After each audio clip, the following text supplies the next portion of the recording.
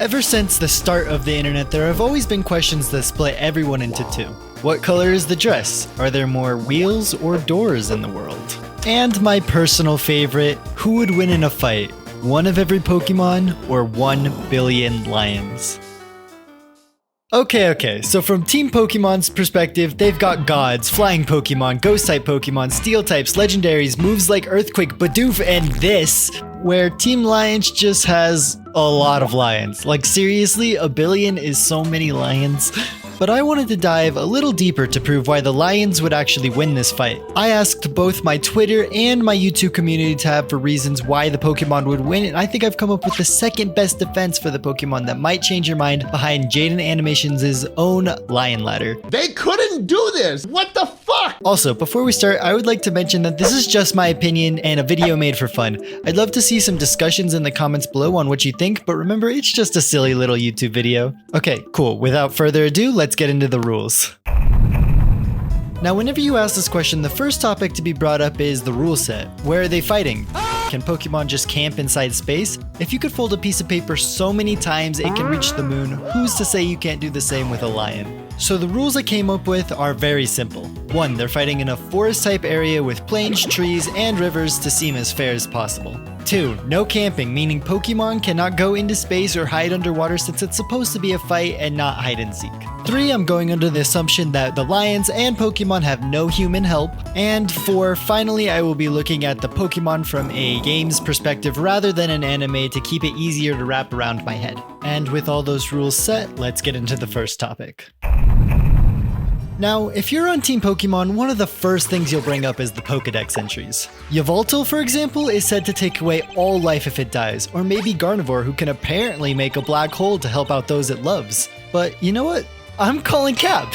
I've played every Pokemon game and not one time has this happened. I also find it hard to believe that some Pokemon researcher dude watched Yveltal die, take all life down with him, and wrote that shit down. No way someone saw Gardevoir make a black hole and came out with evidence. Not even evidence, just words on a paper.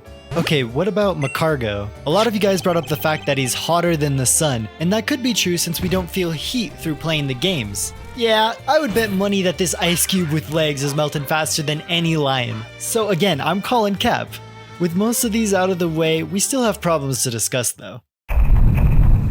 Okay, so we know that Pokedex entries can be a little hard to believe, but what about problematic types? Rock and Steel types are sturdy, and even Steelix, for example, is said to live in caves without getting a single scratch. Or what about Ghost types? Personally, I've never seen a lion get anywhere close to hitting a ghost. And Flying types can just fly up out of the lion's reach. And though I will avoid using Lion Ladder as it is simply too overpowered, I have thought of a couple reasons how the lions can handle these types. And let's start with Rock and Steel types, in my opinion, the easiest of the bunch. Now, I'm willing to bet that most people watching this video, if they've seen a lion at all, they saw it behind metal bars at a zoo. Lions simply don't have the strength or claws to break through metal or rock. But we have to consider one thing.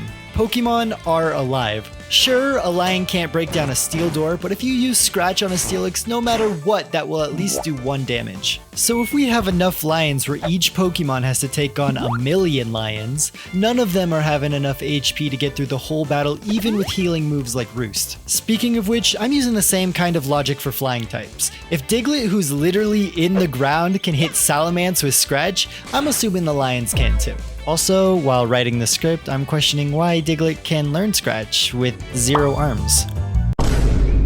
This leaves us with Ghost-type Pokemon. Even Scratch in the game doesn't affect Ghost types, being a normal type move. And lions don't have much to their strategy other than their claws. But they do have one more thing. Bite and or Crunch, both being dark type moves. And in a world where a move that's just bubbles can take down God, I think this is fair play. Even if the lions had 35 Scratch PP and 25 Bite PP, or even the 15 Crunch PP, the insane amount of lions we would have would be well over enough to handle the Pokemon. Okay, but what about legendaries? If you're on Team Pokemon, you aren't counting on Pidgey, right? You're counting on the legendaries, the gods, and Bidoof. And though I'll ignore Bidoof for the odds to seem more fair, I still think the lions can take on the legendaries. Most legendaries can be caught by a 10-year-old, where there are 0 lions who are getting beaten by a guy in the 5th grade. But for real, I think we could just use the same logic we've used for the previous points. Victini is said to always win where he can faint in Pokemon and lose. Palkia and Dialga control space and time but are unable to do so if they're in a battle and can still lose in game. And like I said before, we have enough lions to have 1,000,000 for each Pokemon. At minimum, one scratch or bite does 1 damage and no Pokemon is living over 1,000,000 HP of damage. This damage is the same for Caterpie to Metagross all the way up to Arceus.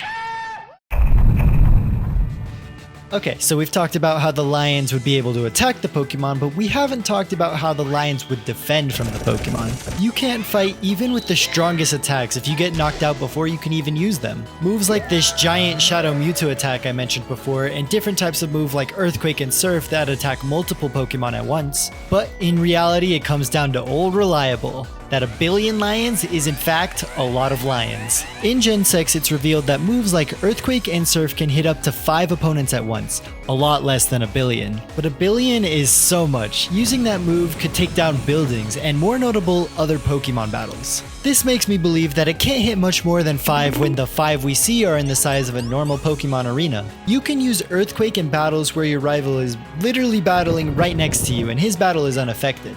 Or in wild areas, you don't just wipe all the Pokemon on the route. But okay, just to show you how much 1,000,000,000 really is, we're gonna use everyone's favorite red thing, math. Let's say that all 1,013 Pokemon move first, and they have one move like Earthquake that one-shots 1,000 lions. That's over 1,000,000 lions down in one move, but also only 0.1% of the lions. And keep in mind, I strongly believe that these moves can't even hit that many lions at once. It was more of an example to show you how many lions there are, proving 1,000,000,000 is way too many lions. And after that, all of the remaining lions can easily chip away at the rest of the Pokemon. And for this Mewtwo move, well, if you let the clip play out just a little longer, you can see the world remains unharmed. So in the end, I strongly believe that 1,000,000,000 lions would beat one of every Pokemon. Hey you! Thanks so much for watching the video. Did I change your mind on this topic? And if you still believe Pokemon would win, go and debate in the comments below. Also, while you're doing that, you should consider liking and subscribing to the channel. And again, this video is just for fun and my opinion, and I had a lot of fun making it. I hope you guys had a great day, and I hope you enjoyed the video.